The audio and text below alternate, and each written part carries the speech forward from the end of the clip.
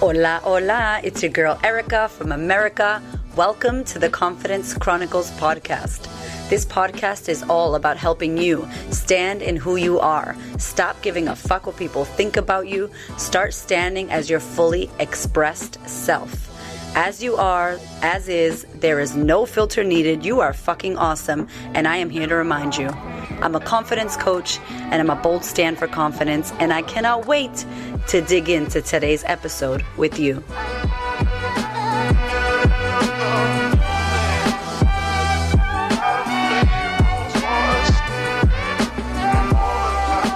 My darlings, today's episode is a special one. As you know, I love highlighting the women that I get to work with. My sisterhood ladies, we're going to be doing the sisterhood series. This is one of them. It is where you will hear the stories of real women who are doing the work and are seeing amazing results in their lives. Michala is no difference.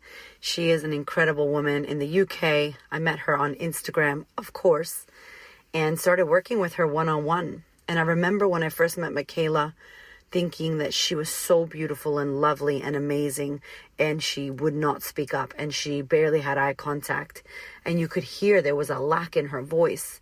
And she would share her story with me, and we would unravel and unpack things. And she ended up joining the Global Sisterhood, which is our online program. And oh my goodness, she then started investing even more in herself. She's a midwife in the UK. She is a trailblazer, ass shaker. She is killing it right now, you guys. I'm telling you right now, this woman is like every single one of us. There was something that went down for her in her past, which you will hear in the episode, that really crushed her confidence. And she continued to not validate herself and not feel good enough and not feel like worthy enough, and was just invisible. And from being invisible, moving to taking up space, creating space of herself to take up, owning her shit. She is working so hard on herself. She's now investing in herself, working on many programs. She does lots of work with my homegirl, Angel Phoenix. So literally this episode, I cannot wait for you to hear it, because I hope you hear yourself in this. If you have ever felt or currently feel invisible, like you don't know who you are, like you don't know how you're going to gain your confidence back, this is a story for you. Because it is possible. It's hard as fuck, and you got to do the work. But this woman right here, I just want to applaud her, because, man, Michala, you did it, girlfriend, and you continue to do it. You're an inspiration. You are an example of what's possible when you work on your shit and you stand in your power. So I hope you enjoyed today's episode.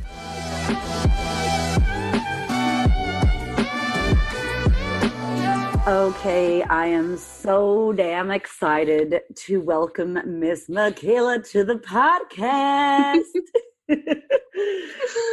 Oh, what can I say about you? There's an intro that's ran already, but fuck, I love you. And I am beyond honored that you are on this planet, and that you have said yes to doing this. For everybody that doesn't know about you, I just want to give a little heads up that I met this gorgeous human being on social media, where I meet all my lovers and friends. And we ended up working together. We ended up chatting. I have seen the most beautiful, magnificent, divine, amazing, almost miraculous transformation that, you know, Angel, Phoenix, and I always talk about, and it's fucking awesome. And so I really want you to tell people maybe who you were before all of this amazing personal development parties that you're in.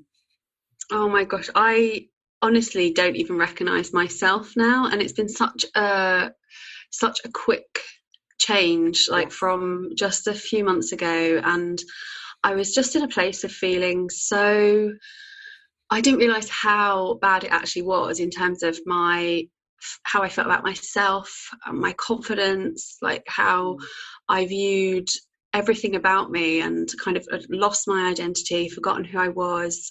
And I was a lot quieter and timid and shy, and just was in this place of self-loathing and self-depreciation, and just not having any confidence, not just in myself but in everything around me, really, in the way that I was living, in my body, in my abilities, like just in every way possible. When I signed up to the sisterhood, I really didn't anticipate the transformation that was going to happen in such a short space of time. And when I say I feel like I don't recognize myself, I feel like I've become the person that I was years ago, before I kind of gave up that identity to my profession, because I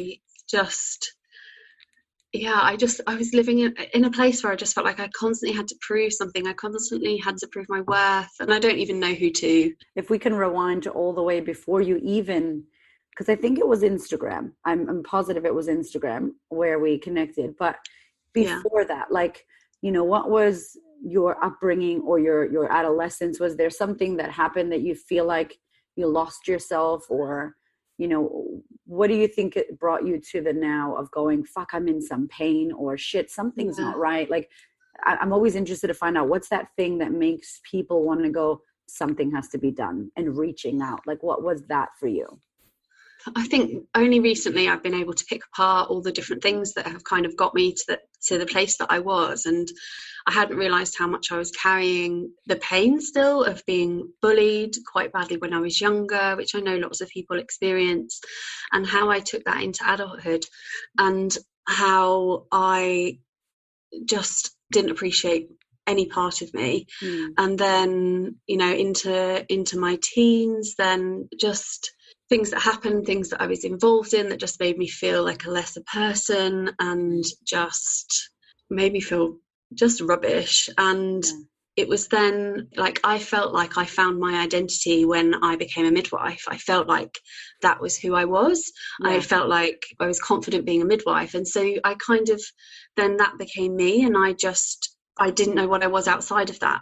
And I didn't even realise that until the end of July. Actually, it was when it was Angel that doulaed it out of me in a call that we were having with Visibility for Visionaries, where she was asking me, like, who am I? Like, forget your job, but who am I? And I was like, oh, I don't actually know anymore. Like, I don't know. And it was just carrying all these things with me from past trauma and things that had happened.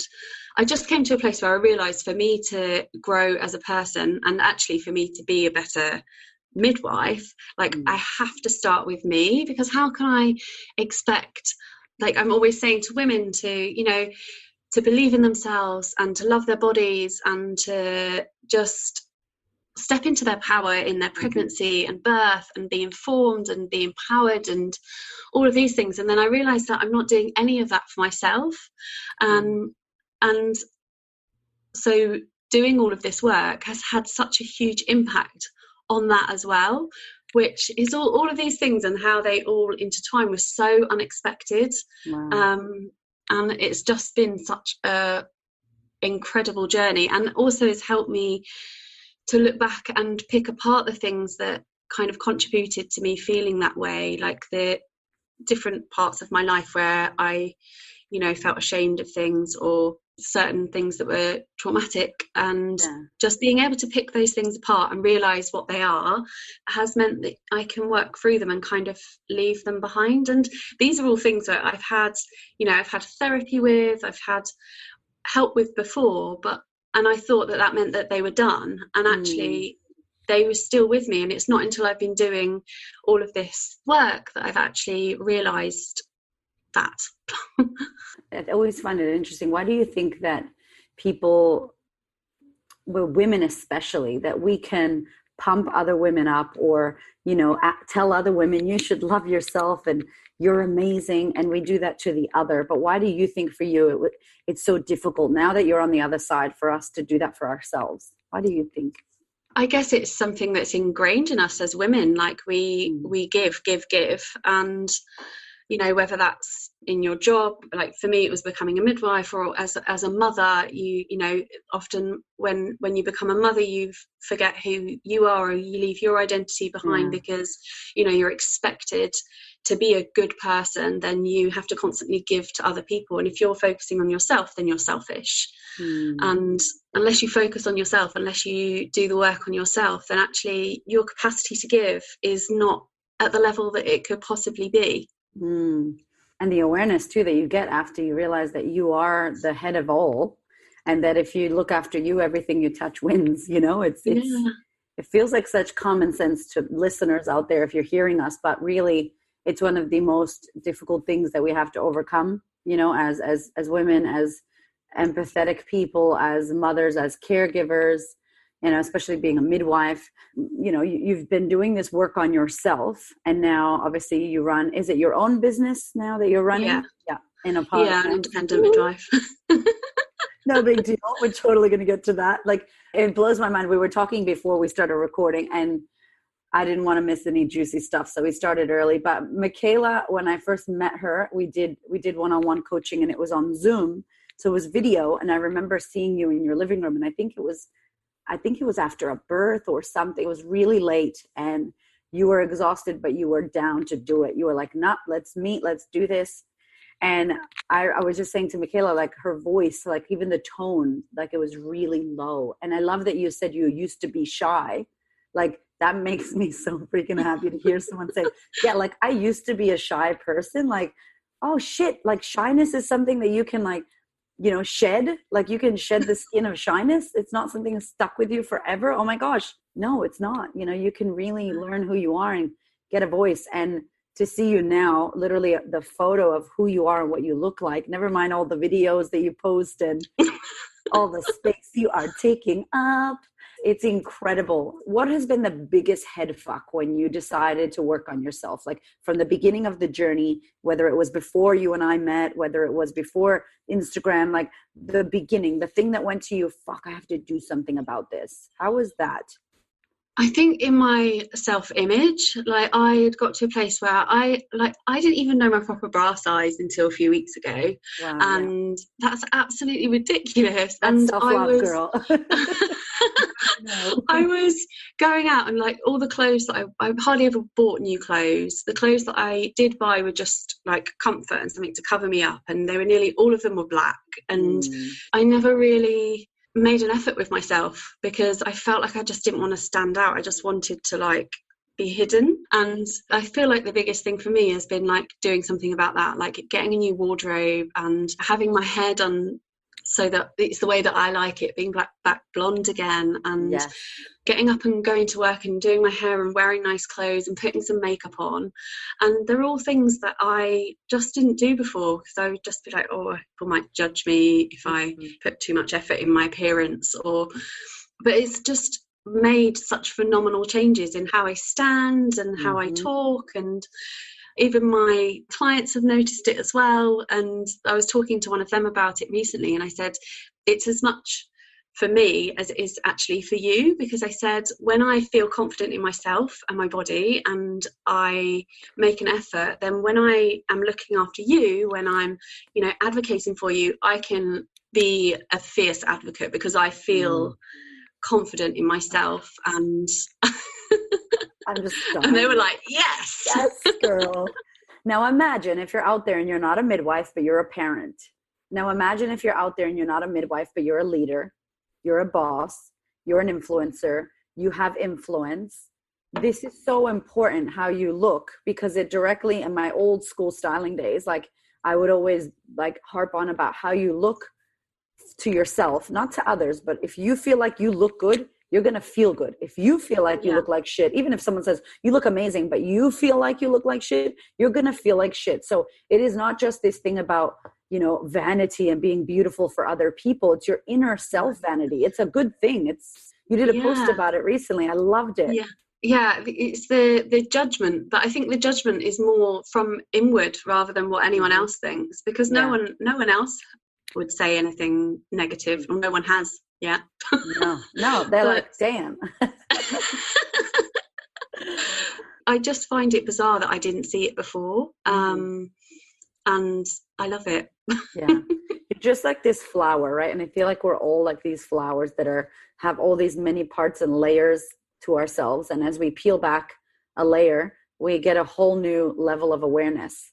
But it's almost like you can't get that level until you peel that back. And then, because you're continuously still finding, and me as well, like you're going to find stuff like, oh my gosh, that's why when my dad or my mom, blah, blah, like you just start, it's almost like you become a detective of your life, and you piece, you're like the piece of the puzzle, but not from a place of wanting significance, not from a place of blaming or shaming, from a place of unraveling it and understanding yourself and being so complete, which is what I love about this work, that it's, you just get your own completeness and you don't have to do anything. You just figure it out for yourself, you know? Yeah.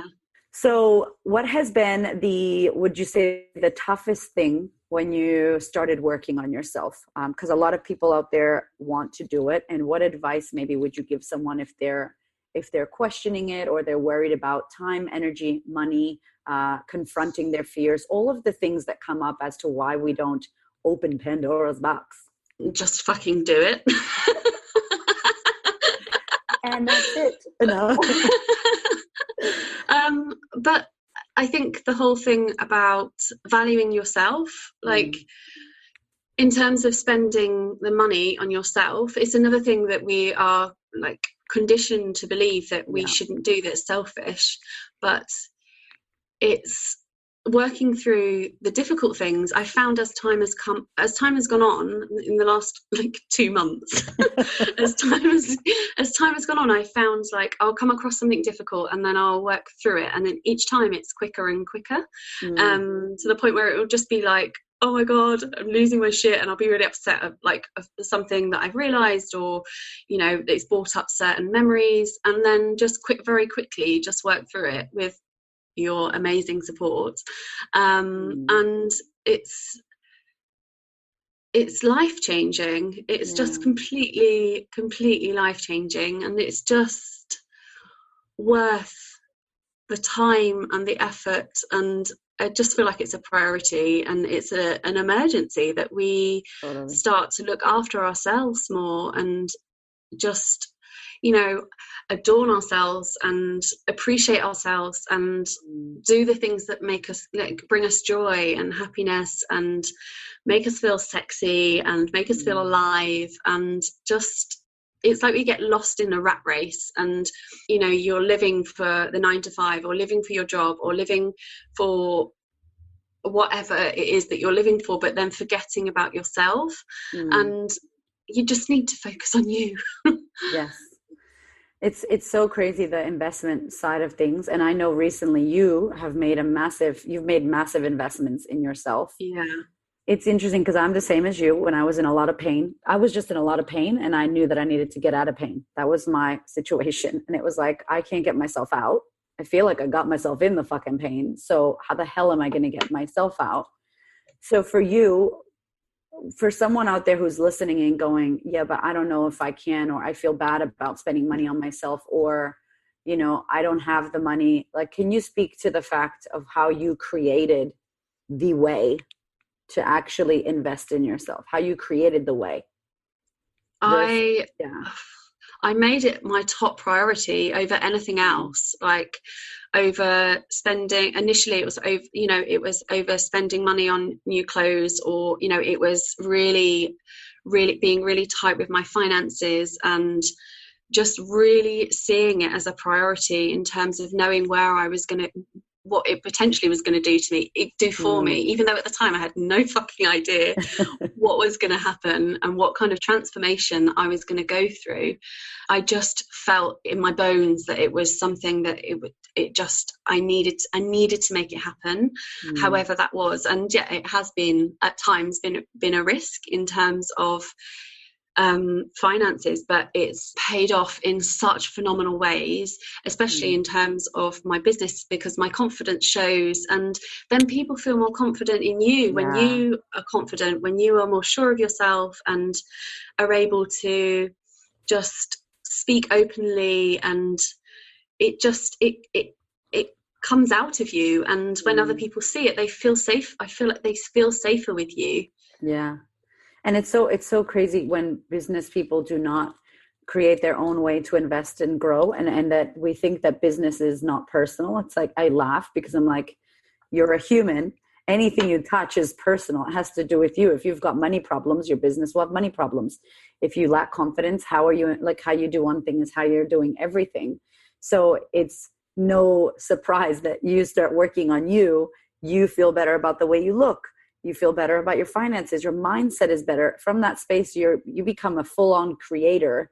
And that's why I said, how did you create the money? Because you don't have money. Most of us, you don't have it. It's not like you've got 10 grand going, I wonder who can I invest in? And, I'm going to do this thing for myself. We're not even there. So, yeah. I'd literally not long been made redundant when I signed up to the Sisterhood. Wow. So it was, it was at a time where I was just setting up my own business, and it was the first payment that I got from a client. I saw that as, this has to go on me, and that's what I spent it on, even if that meant then obviously I'm making sure that I've got enough money for my bills and things, but then everything else went on my self-development, on the Sisterhood, and initially booking a retreat with Angel as well. And then as things have gone on, I've realized the value of investing in myself, so that's been my priority for the whole of this year. Oh, that gives me like full body chills on my vajouche. I'm so happy. I'm smiling, you guys, if you can see me. I'm grinning because I just know what it can do for you. Like, I know, and I think people, if you're out there questioning the investment, it's not so much who you're investing in, it's that you invest in you, and you gotta back you. And like, sometimes we're so dead inside of our own self-belief that we don't trust ourselves. So therefore we don't trust any program or any books or anything. And we sabotage and we do fucking nothing with it. And obviously there's a bunch of students in Angel's programs. There's a bunch of students in my Sisterhood, and not everybody's getting the same result. And it's not because the content is different for each person. It is the drive and the passion and the belief and the energy of the person. Hence why you're on this podcast, because I think you really inspire me, and you show me and you show all of us what's possible when you back yourself and you believe in yourself, and that you're not a unicorn, and that I'm not a unicorn, and that, you know what I mean? Like, and this is why I want to spotlight students and stories. And I had Janie on the podcast sharing as well. We're going to have some more ladies, because I think people think, easy for Erica, Queen of Confidence, easy for you. You had all this trauma. I don't have that trauma. Oh, you're doing this. And it's like, this is a woman who you're not a mother, right? You don't have children. No. Still felt lost, ladies out there, because so many women are waiting for a child to give them purpose. And then women who have babies are like, what the fuck is my purpose? So it's hilarious to me, because it's not about if you're a mother or not. I never thought of it like that. Are you kidding me? Do you know how many mothers I have that are my clients who are like, I don't know who the fuck I am. I have no life purpose. And then I have women who are single and not married and wishing, I wish I had a baby. That's my purpose. And I'm like, I wish you could meet each other. Because but isn't that something that society puts on you? I know I saw Rachel posted a snippet from the Dynamo Doula training where they were talking about this, and how I was saying to her how from being a child you're made to think that your identity is based on you having children and having a family and getting married and all of these things. And I get it all the time, like, oh, Michala, from an early age, from my early 20s, I'd have comments like, oh, you should really think about having children. It would be such a shame if you couldn't be a mother, because you'll be such a good mum. Or you should think about freezing your eggs, Michala, because and I'm just like, do you know what? I don't need that put on me. And my ability to love a child, when that comes to it, it's not based on whether they come from my womb or not. Like, I don't need to meet the perfect person to be able to do that. I can do that on my own if I want to. There's ways you can do that nowadays. Yes. But like, that doesn't make up who I am. That doesn't say I'm a lesser or a better person just because I, based on my fertility. Like, it's so fucked up. It is the lack of awareness as well, that we are just like literally brainwashed. I mean, you will answer to Michala, I answer to Erica, like as if that is who I am. Honestly, I mean, if that's not the most fucking brainwashed in the world, that you think that is who we are, like, it's just the depth of it. And so I love that your spirit moved you into midwifery, which is such a huge place to serve and learn about yourself. But you didn't only stay there. You met Angel, you went into the doula, you now have all of this awareness about the female body, about our rights, about our past, about witches, about everything. And we're in the sisterhood. I want you to talk to the fact about personal development and how when you start working on yourself and uncovering the rug and opening Pandora's box and going back into your thoughts and your feelings and all of that stuff, it can feel very lonely. How are you with that in the sisterhood and all the work that you're doing? Honestly, the support that there is in the sisterhood and within the other programs that I'm doing, like with Angel, is just phenomenal. Like, I speak to somebody from one of them every day, like all around the world, like Australia, New Zealand, America, down the road in London, like all around the world. And it is like this phenomenal group of women supporting women, and it just lifts you up and makes you feel so held and so supported. And it's crazy to share this journey, because it's really difficult to talk about this to other people who aren't doing it. Like, I've had so much support from friends, they're amazing, but it's difficult for people to really understand unless you're actually in it. And that support that's been created through the sisterhood, and it's just so powerful, so powerful. And that is what's got me through, like having like an accountability sister and having people that will just check in on you and make sure you're okay, or like call you out on things or encourage you or support you. Like, it's just so powerful to share that journey with so many other people. And the fact that like none of us have met, apart from Louisa, I met Louisa.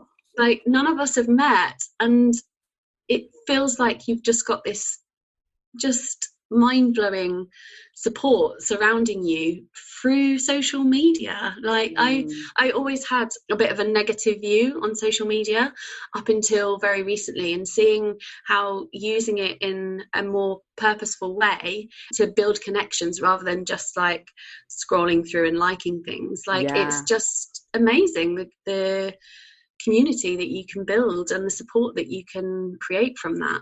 Community, that is the biggest thing, that there is a safe space where, and it blows my mind, and I cry all the time, and I know Angel cries all the time, and then we cry together literally just about how a bunch of air quotes strangers are in a group on Facebook or wherever, and literally pouring, I mean, daily there are videos, every 10 minutes there are videos, and there are people, they're the most active women, I love them, you know, just sharing like, holy shit, this is what's going on for me, and it's safe. And it's so important to have, and this is why I don't even care if it wasn't my program, any program that creates a safe container for women to be seen and heard and felt and validated and held space for. I mean, like, we can't do that with our families and a lot of our friends groups. Like you said, I mean, you're on this journey, you're questioning your mind, you're reading amazing books and doing really hard work with yourself and your mind, to then go to talk to people who are nowhere near on the same planet as you, you know, in your mind or in your spirit or in your soul, or on journey, and feeling lost and feeling like you don't know who you are. And then being able to come to a place where you don't have to be in person, but you can find someone in person, and that they're walking the same walk as you, you know? Social media, poor thing, it gets blamed for so much. And I listened to something that Gary Vee was recently talking about on his podcast, about how whether people like it or not, if you have a business, the digital space is where your clients will play before they do the in-person. So before clients will come to your workshop, book you in person, buy your thing, they are going to mess around with you on Instagram, Facebook, YouTube, and be there for a little while, sussing you out. And if you don't have a digital experience for your clients, like, that's your front of shop, is your digital experience. And they will play there before they ever book you. And it's like, oh my gosh, like, that's the power of social media right now. Yeah, which is exactly what I've done with you and with Angel as well. Like, I followed you both on social media, and then it got to the point where you were putting out these offerings. I was just like, take my money. Yes. Because I just knew, I just trusted you, because I felt like it got to know you through you just being yourself and showing up on social media and being who you are, being the amazing women that you are. Oh, I love you. We love you so much. Too. I'm so proud of you.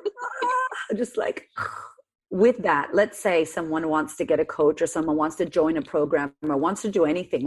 You know, this is wherever you are in the world, you want to work on yourself. What advice would you give them on finding the right program, the right mentors? Because there's a lot of people out there. What advice would you give someone? Using social media for that. Like I had looked for a life coach before, and there was a few that came up, but I just didn't get that feeling that they had what, even though they were probably great coaches, they just didn't have what I was looking for. I just didn't feel like there would have been that connection there. And so I just kind of put it aside and forgot about it. But just looking for someone that you can connect with, that you feel safe with, that you feel that you can be honest with. Like some of the things I shared with you in our, to prepare for our initial talk, like I've not told anybody, and I was just like, I know that I need to pour my heart out. I need to say everything, because otherwise what's the fucking point in doing this if I don't bring up all of the things that I know are deeply painful for me. And if you're not, if you have to find somebody that you can be that honest with and share without feeling that you have to hide anything. Okay, so we know what was back then. There was trauma. There was barely you opening your eyes or your mouth. There was no fashion style. There was apologizing for making money. Yeah, like you weren't as busy. It was kind of like, well, if I get busy, it's cool, and I don't want to be too busy because I don't want people to be like, she's always busy and taking our money. Like there was all this shit that does not exist in your body or in your space or in your world anymore. So what does life look like now for you, and what's next? Oh my gosh, the last month I have just felt like, is this a trick? Like, am I just going to wake up tomorrow and be like, oh, I feel like shit again? Like, is this this is my thought process, and it hasn't. It's just, I've just kept feeling better and better and better, and connecting with so many amazing women as well, like there's yourself and Angel, and then like Rachel Rose and like Sarah Borst and Hayley Carr as well. It just, all these women that are just so, you're fucking powerhouses, and just connecting and reaching out and building that support. Like I have no fucking idea what's to come. When I look at the changes that have happened in such a short space of time, in 2 months, and we're only halfway through the sisterhood, aren't we? Yeah, we're like crazy. 3 modules. Yeah. And I've still got Dynamo Doula training in 3 weeks, and I know that's gonna blow my mind. And then and retreat. Oh my gosh. And the retreat oh my god, I can't wait to meet you. Yes, we're gonna get to squeeze in real life. I said to Michala, I'm gonna hump her leg, and I'm sure Angel. And there's lots of tears on this journey of getting what you desire, because you're the one that can get it, and then you get it and you're like, I could have had this forever. Oh my gosh. Like the tears of joy of I mean, I literally haven't stopped crying since last November, when we did the Melbourne sisterhood and then the online sisterhood, and now there's all these women that want to join, and then me and Angel are going to do stuff, and we're watching shit happen. And I know, I'm like so excited. I'm just like, we need something, let's do this, because it really is. So for me, I see you and I see me, and I'm like, I know who you can be, and I know deeply, all of us know who we can really be. We know if we go deep enough into our bodies and close our eyes and let go of all the thoughts, that we are built for better. We are built for more, that we have a purpose here. And it doesn't have to be a legacy like Oprah or like Angel or I. It could just be that you want to be happy and be happy in your body, and I just believe that like the more you shine, Michala, the more you fucking turn up the bass and the treble, and you go hard with your own inner self and expose it, the more other people get activated and influenced and impacted and inspired and all of the things in, and they're just like, holy shit, where are you going? I want to follow you. And it's like, yeah, this is what I'm doing. And it may work for some and that may not. That's why I really am about you finding who's good for you. But like, when you do find that person, and we do need others, by the way, like we are the only species on the planet that needs another like we need each other. Humanity cannot do this thing called life alone. So the fact that you get a mentor and then it leads you to other women, that now these women are your friends. Like all of my women, all of my clients are my friends. And I love that, because I want to surround myself with positive women who, you know, want to do good in the world, want to take responsibility for themselves. And you don't have to cure fucking, you know, climate shit if you don't want to, but if you want to, awesome. But I mean, you being who you are changes the world. It changes the fucking world. And that's who I want to get around. So I think Angel and I built these courses and these programs and this business so that we could have a posse and a tribe of like-minded women that want to change the fucking world by changing themselves. And so yes, I am beyond excited that we have this sistership and this friendship and that I get to meet you and hump your leg in Bali. With your permission, of course, bodily autonomy. You sign here for me humping your leg. Great. Oh, Michala. So what do you have going on now? There's something that you've just done, and where's your business at? And how can people find you if they want to work with you, follow your journey? Please go follow her journey. If they want to connect with you, if they want to listen to you, what are all the things? Oh gosh, so I've recently started a podcast called The Midwife Coach, which is, well, it's primarily aimed at student midwives, just because when I was a student, I really struggled, even with my midwifery identity and fitting in and feeling alone. And so I wanted to set something up to inspire student midwives to help them feel supported and to help them feel held and to help them feel that they're not alone. And the response already that I'm getting from students that, you know, are going through bullying or being told that they're not good enough to do, you know, to work a certain way, or being made to feel that their idea of midwifery is some sort of abstract idea, which is what I felt when I was a student. Like I nearly quit because it didn't feel like what I had in my head, and what I had in my head was working the way that I am now. But I was still constantly like kind of put off that, like made to feel that I'm not good enough, made to feel that I'm not qualified enough, made to feel that, you know, I should be a midwife for 10 years before I do this. And that bullying would have triggered back your past bullying.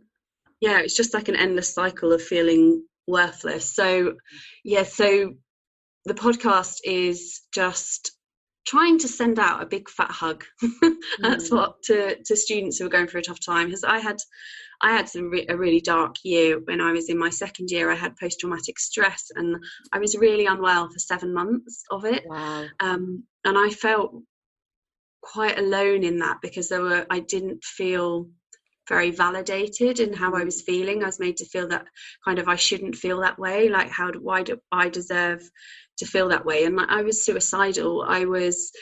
It was a really, really dark place. And I felt like I was being let down by the very system that I was training to work in terms of getting help with my mental health, because it just felt like I was just brushed off. And then I was treated for depression when I wasn't depressed. So obviously it didn't work. Wow. And it took 7 months for me to actually get the help that I needed and to come out of that. I think that's the point where I kind of gave up that identity, because I felt like it was actually midwifery that got me out of that. I found a group of midwives who were so amazing, and they just validated what had happened, and they didn't try to fix it. And I think that's a big thing. Like when someone's gone through something difficult, when someone's gone through something traumatic, often people will want to save you. So they'll just try and make comments to try and kind of minimize it.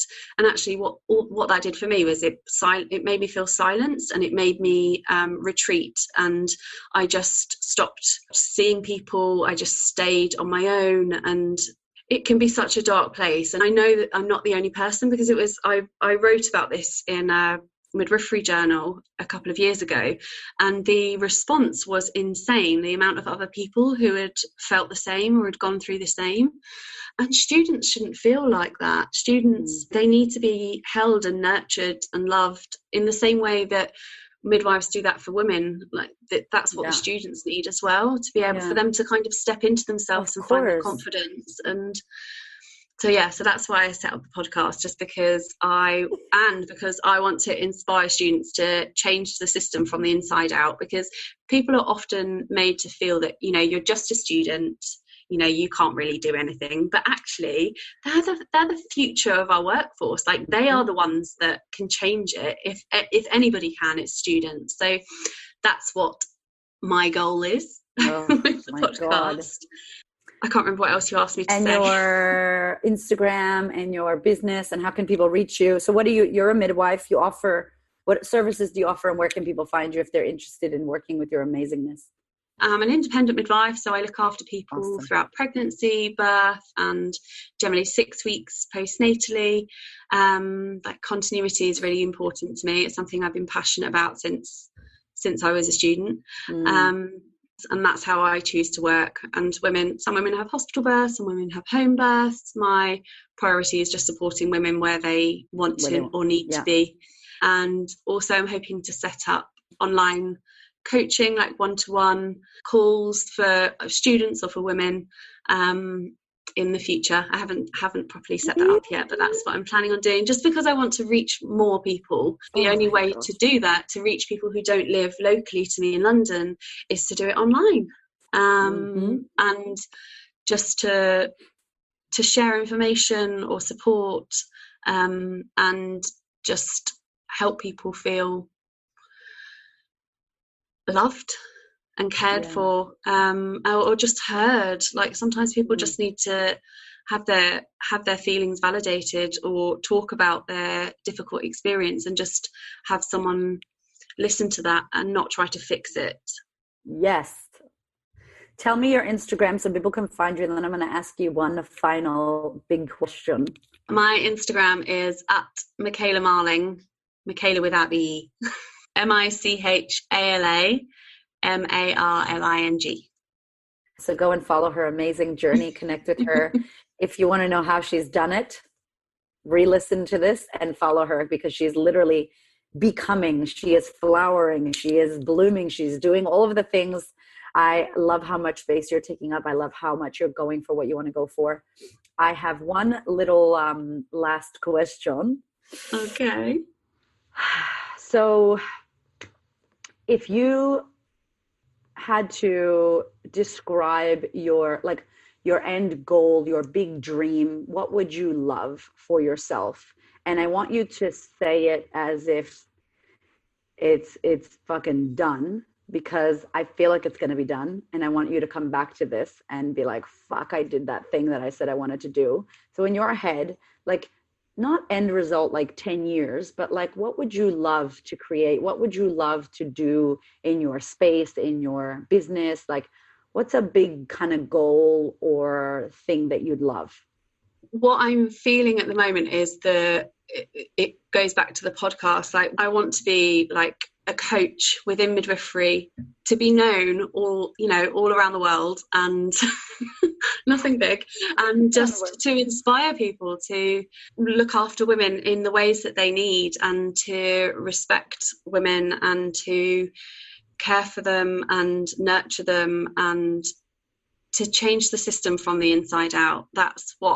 That's something that I said in Hayley Carr's recent course. She said, if you could do anything and money, nothing was in the way. And it was that I wanted to be a globally leading midwifery coach, changing the system from the inside out. And I was like, oh, boom. I didn't know that. So you're saying it twice. And now, literally, I am so damn excited, because I feel like from this episode, you may even get people messaging you, asking you questions about how you did it, if you could coach them, if you could work with them. So your coaching thing might just start already, girlfriend. Honestly, I really see that, because you've done it. You've walked the walk. You're doing it still. And then you come from a place of, I've already walked it. follow me, I'll take you. I got you. I got you. Follow me. And it's so beautiful. I love your heart. I love who you are. I love how much you want to develop and grow and work on yourself to be the better, and then the better, and then the better, and then the better version of about you. And it's every day for you. And I see you show up every day, and I see you do the things, and I just honor you. And I want to thank you for being who the fuck you are, because it's lighting the world on fire. And literally this episode, I know, is going to resonate with so many women out there that you've just given visibility to. So I love you and thank you. Oh, I love you too. Thank you so much for just being you. You've given so much to me, and I am just eternally grateful. Me too. Thank you so much for listening. I so appreciate your ears, your time, your energy, and your attention. Please do me a favor and head over to Apple iTunes, subscribe so that you don't miss an episode. Share this episode with a sister who you know needs to hear it. And if you feel called to, leave me a review. I'd love to know what you think about the podcast. I'd love to know how this information is helping you change your world. Thank you so much for being here. I know that there are many podcasts you could listen to, and I really appreciate you listening to mine. Have a gorgeous week, honey.